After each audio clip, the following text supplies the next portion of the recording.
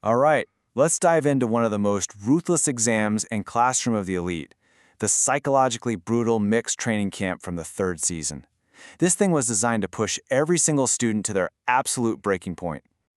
So right off the bat, this whole thing kicks off not with a lesson, but with a terrifying threat. This one rule immediately sets the stage for a week of pure paranoia, betrayal, and some seriously high-stakes games. So picture this. The school buses every single student out to this remote mountain facility. But, this is no vacation. It's a week-long test specifically designed to see just how far their mental fortitude can be pushed before it snaps.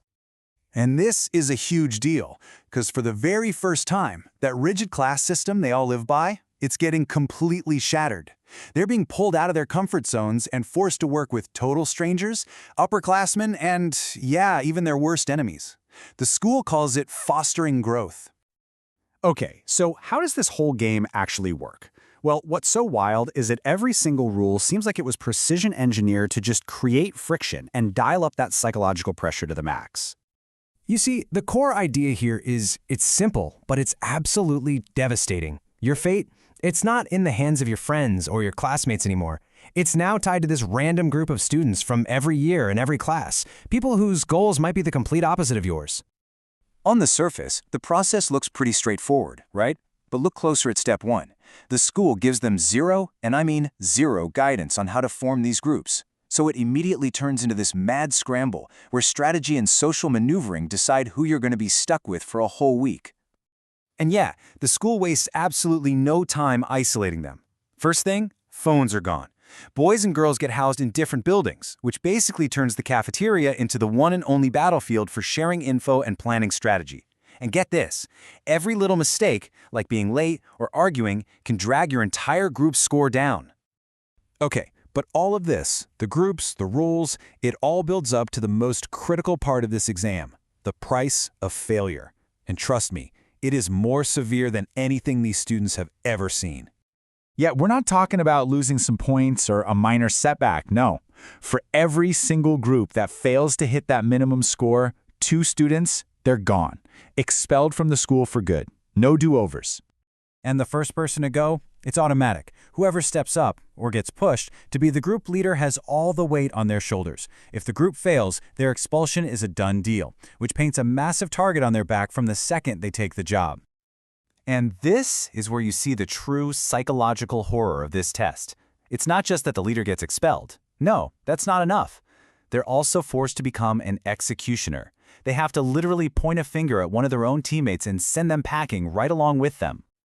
So you can just imagine, right? With this constant threat of expulsion hanging over everyone, the focus immediately snaps to all those complex student relationships. The whole camp just becomes a massive pressure cooker for all the conflicts that were already simmering just below the surface. So you gotta understand, this exam isn't just one single story. It's really 3 separate conflicts that are all about to collide. You've got a public power struggle for control of the school, an internal class time bomb that's just waiting to go off, and a secret war being fought in the shadows. And Nagumo, this super ambitious new student council president, he doesn't waste a single second. He just walks right up to his legendary predecessor, Manabu, and basically turns this entire exam into his own personal duel for power. At the same time, inside what's now Class C, that shaky truce between Horikita and Kushida, it's already cracking. Even though they have to work together, Kushida makes it absolutely clear that their little conflict can only end when one of them is gone for good.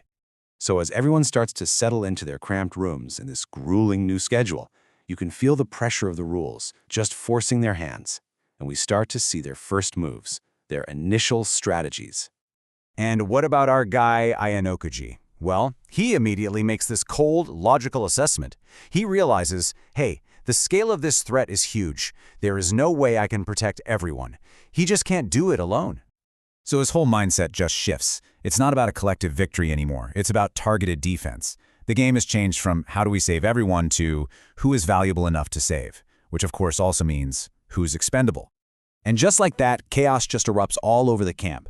You've got the elite A-class moving with this creepy, coordinated strategy. Meanwhile, other groups are just instantly falling apart. Koinji flat out ignores his leader, old class rivalries spark into open distrust, and Nagamo starts making moves to control the entire second year. So to fight back against Naguma's power grab, a really critical piece gets moved onto the chessboard. The older Horikita can't act directly, so he gives Ayano Koji a secret weapon, an informant deep inside Nagumo's inner circle.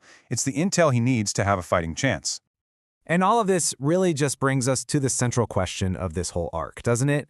When your survival depends on people you're supposed to be competing against, and when failing means you might have to choose who gets kicked out, is loyalty a strength, or is it just a fatal weakness?